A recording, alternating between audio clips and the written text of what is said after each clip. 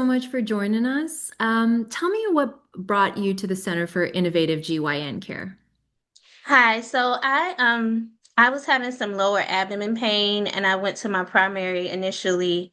My primary sent me to my gynecologist. My gynecologist ordered sonograms for me.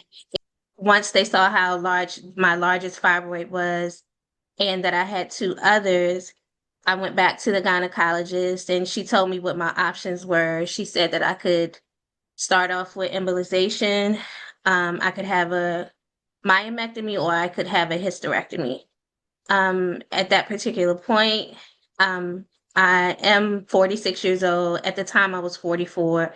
I don't have any children with my husband, but I knew that I didn't want to have children, but I still wanted to try the least invasive procedure. So I started with embolization.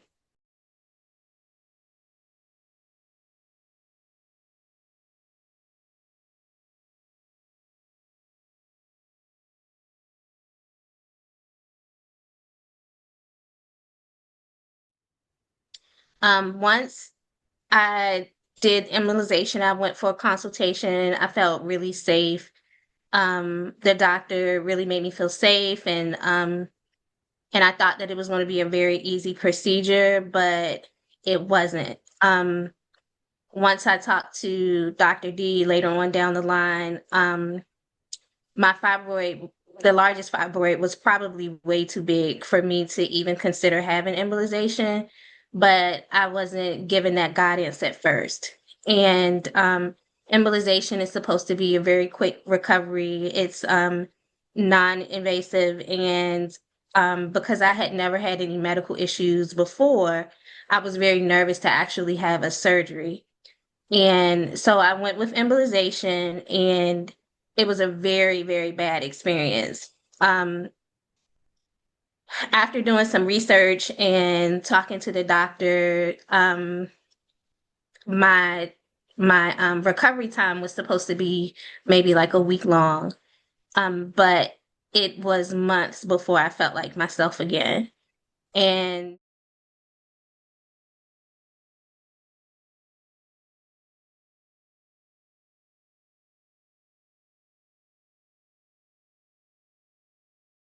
I was in a lot of pain. I'm an educator, so luckily when I scheduled the procedure during the summer so that I wouldn't have to, miss time off work. But I was starting at a new school the following in August. Um, and I was in a lot of pain. The medications weren't working for me. Couldn't eat. I was very nauseated for for a whole month. And even after that month, I ended up going to work, which I shouldn't have, but I did because I was starting a new position, and at a new place. I went to work. I ended up fainting at work, because I had so much. I hadn't eaten. I was still in pain, and I had to take a few days off because I had a head injury because I fell outside and hit my Oh, head on the concrete. Yes. wow. Um, I will say that throughout the time of my recovery, I was I had a nurse that I would talk to regularly, and she was very attentive. But what was scary was that it was every time that I spoke to the nurse who I spoke to most often, or the doctor, they just encouraged me to give it more time. And they told me after the fact, well, because your largest fibroid was so big, it's going to take more time. But I wasn't told this before I actually had an embolization. So what I will say is that abdomen pain, after maybe 2 months, I started feeling more like myself. I started having an appetite again. I lost like 30 pounds, Wow. not willingly. Like it was really bad. Wow. I was weak all the time. Um, there was a lot of, you know, after effects that I had from that procedure. And to think that it was the least invasive, took me a long time to heal from that, not only physically but just mentally as well. Um, So I went back to my gynecologist because my abdomen was very distended. It looked like I was like 6 to 7 months pregnant. Wow. Um, because the fibroid was so large. The largest one was so large. It was the last measurement that I had from the MRI. It was like 21 centimeters. Wow. Yeah, that was the biggest one. So, and I'm a short lady, like I'm only 5'2", so it took up like my whole midsection of my body. The good thing was after the embolization and after the two months or so of that recovery, I didn't have the abdominal pain anymore. I was having a very sharp lower abdomen pain. Um, I didn't have that anymore, but and I never had like very bad cycles or anything like that. It was just that pain, and that's what brought me to the doctor. So I went back to my gynecologist for my annual, and she was like, um, you should consider a hysterectomy. Let me Um, pause you here. mhm, So just mhm. to back up for a second, Yes. did you get any once you went to see the embolization doctor, did they give you any sense that it could be as painful, that it would take that recovery, that you would lose all that weight? Was that?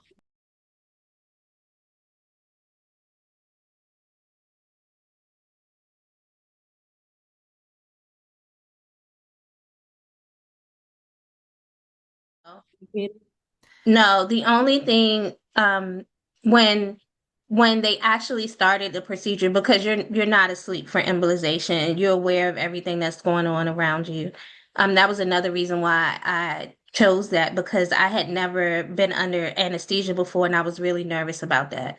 And so um as they're doing the procedure, I'm lying on the table. The doctor makes a comment that my fibroid is larger than expected and my uterus is huge. And these are things that I didn't know before, but when he said that, I automatically felt that this is not going to be as easy of a procedure as, I had anticipated.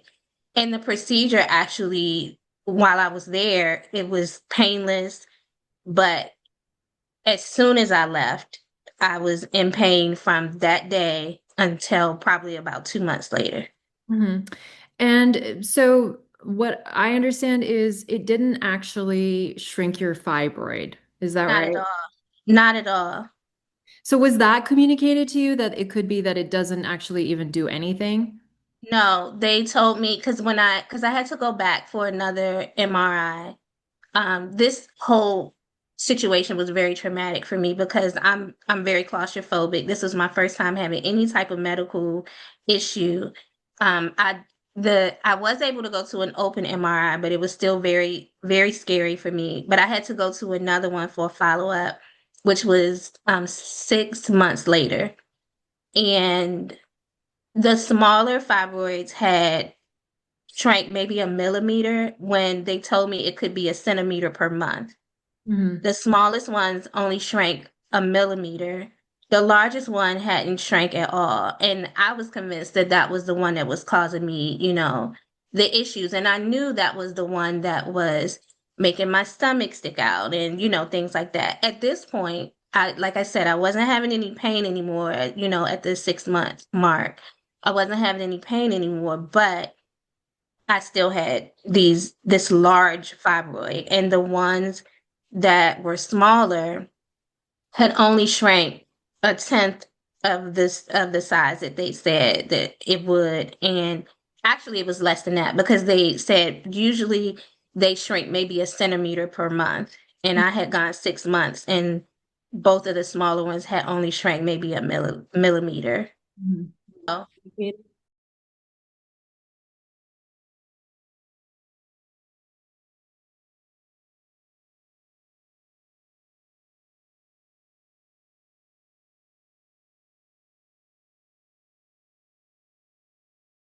and so at this point, I was still a little nervous, but I just wanted to have my body back. I wanted to feel better about myself.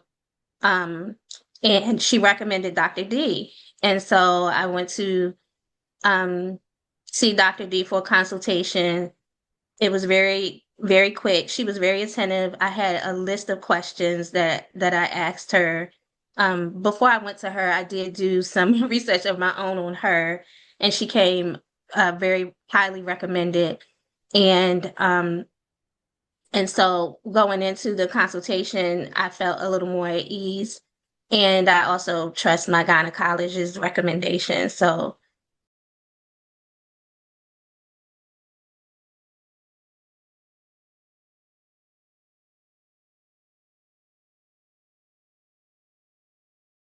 What was your thought process and after that procedure with what you were thinking that a hysterectomy might be like? And then what was the hysterectomy actually like at CIGC? So I didn't. One of the things that I promised myself is that I would not go down the rabbit hole of the internet and look at all these different things that could go wrong or could happen or things like that. Because I hadn't done a lot of research about what to expect afterwards, purposely hadn't done a lot of research about that. I thought that there would be a lot of bleeding. I thought that I would, barely be able to walk, and things like that. It was the total opposite of what I thought.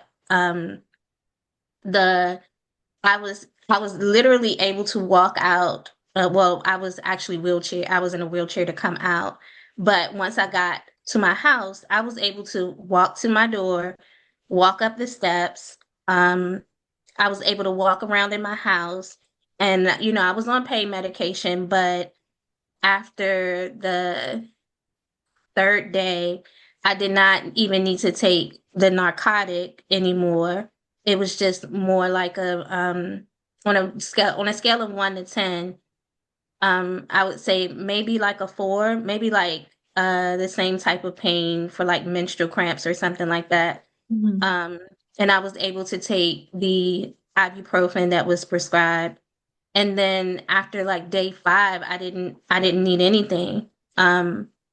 And I just couldn't believe how seamless the process was from the time that I had a consultation with Dr. D until the time through the biopsy, through the hysterectomy, and the recovery. Um, I it was amazing. Like I just couldn't hope for anything better than the experience that I had. Mhm. Um, and I don't have a high tolerance for pain. My husband and I both were very nervous because we were both traumatized by what Mhm. had happened with the embolization. And um and I had no bleeding.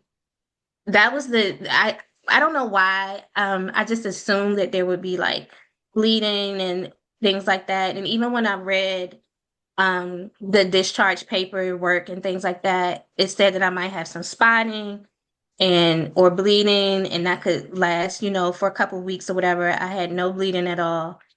Um, and the only thing that I think the thing that was most uncomfortable, one of the nurses told me that your nerves have to like reattach or regenerate.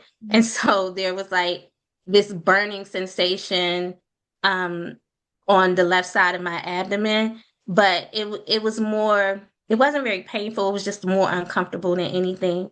But as far as like the pain in my abdomen or pain from the surgery, it was very, very minimal. And I'm just so grateful for everybody on the team because it literally changed my life and how I felt about myself and the things that I could do. Like I couldn't even tie my shoes because I had the belly of a pregnant woman, like 6, 7 months pregnant. And just those little things that you take for granted and you realize, although I wasn't in a lot of pain, throughout the whole process of having fibroids, which some women are, and some women have awful periods and things like that. For me, thank God I didn't have it. I didn't have the worst of the worst. But even still, just my level of confidence, just being able to do things around my house without assistance and things like that. I can't sing praises enough. And I wish I had done it. I wish that had been my first option as opposed to the embolization. Yes, and last thing. So you Mhm. had this surgery like how long ago was it about? So it was actually 3 weeks yesterday. Oh, okay. So how are you Yeah. feeling today versus Oh my gosh. consider your journey and where are you at now? I feel so free. Like I said, I wasn't a patient that had a lot of issues with fibroid. Like they didn't cause me a lot of discomfort or a lot heavy bleeding or anything like that. But as far as like my self-esteem was concerned, um, and just feeling so much lighter and free and not having people ask me, when's the baby due or, things Yeah. like that. Yeah, like um I just feel so happy when I went in for my post-op appointment with Dr. D.